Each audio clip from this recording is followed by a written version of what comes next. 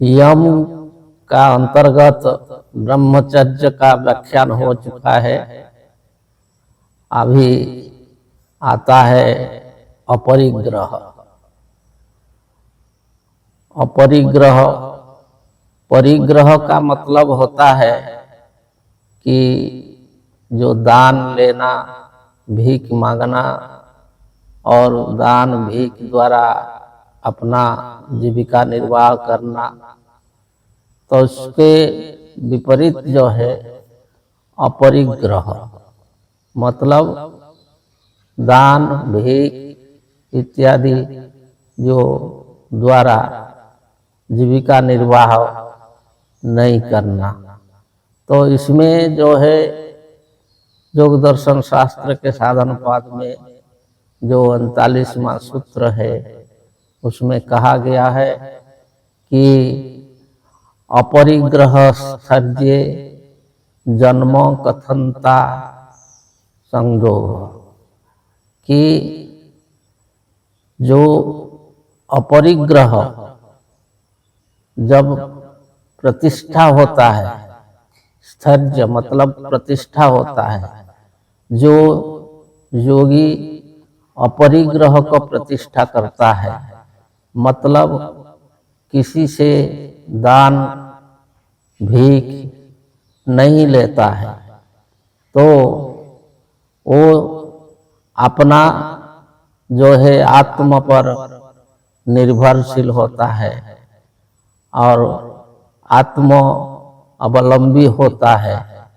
और अपना आत्मा को ही जो है ईश्वर मानकर, अपना आत्मा को ही निजर इष्ट देव मानकर जो उससे भरोसा करता है और आत्मबल मनोबल पर भरोसा रखता है, तो उसको जो है इस जन्म में वो कैसा जो कर्म करके, कैसा उपाय करके जीविका निर्वाह करेगा, वही ज्ञान, वही मार्ग जो है अपने आप उसको मिल जाता है कि वो इसके द्वारा जैसे दूसरों का भी उपकार हो, ऐसे कर्म द्वारा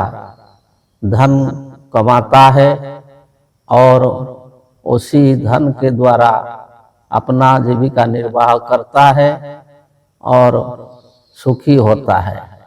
लेकिन जो दान पर निर्भर करता है, भीख पर निर्भर करता है, वो कभी भी सुखी नहीं हो सकता।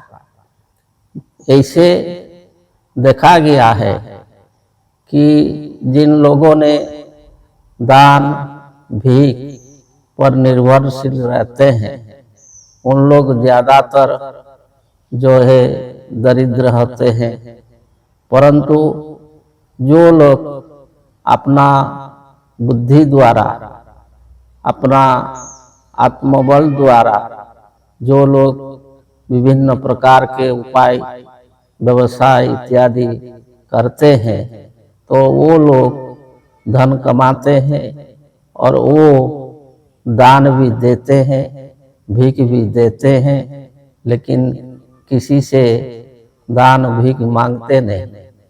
तो इसमें अपरिग्रह का मतलब है स्वावलंबी बनना। तो उसमें कई भाष्यकार ने जो जन्म कथनता, जो संयोग का अर्थ उन्होंने कि पूर्व जन्म का बात आ जाता है, पूर्व जन्म का ज्ञान होता है, ऐसे भी अर्थ निकाले हैं कि अपरिग्रह प्रतिष्ठा से जन्म जन्मांतर का जो ज्ञान आ जाता है। परंतु इसमें ये नहीं है कि योग जो है, जो समाधि, जो संपूर्ण आत्मज्ञान को प्राप्त नहीं करेगा, वो जन्मांतर का बात कैसे एक ही उपांग में प्राप्त कर सकता है। तो उसमें भी जो है परिग्रह का मतलब ही है कि किसी से ग्रहण करना, किसी से लेना, दान हो, भीख हो। तो ऐसे अपरिग्रह का मतलब है किसी पर निर्भरशील नहीं होना। जो स्वाधीन है, जो स्वावलंबी है, वही व्यक्ति संसार में सुखी और शांतिमय जीवन बिताता है और इसी से उसको आनंद मिलता है। परंतु जो सब समय किसी से दान लेने के लिए, भीख मांगने के लिए ही अपना मन बना लेता है और उसके द्वारा जीवन यापन करने के लिए जो मन बनाता है, तो वो कभी भी सुखी नहीं हो सकता और शांतिमय जीवन नहीं बिता सकता। तो इसलिए योग में जो यम का उपनियम, अंतिम उपनियम है अपरिग्रह, जैसे अहिंसा, सत्य, अस्तेय, ब्रह्मचर्य और अपरिग्रह, इसको पालन करना चाहिए, इसको धारण करना चाहिए। और योग का जो पहला अंग है यम, ये जो प्रथम जो है मूल आधार है योग में प्रवेश करने के लिए, तो इसका जो धारण करेगा उसको अपना व्रत समझेगा और इसी आधार पर अपना जो जीवन को बनाएगा, तो वो सुखी होगा और शांति को, आनंद को प्राप्त करेगा। तो ऐसे ये योग का पहला अंग जो यम, उसका व्याख्यान हुआ है। अगले जो दूसरा अंग नियम का व्याख्यान होगा। जय जय।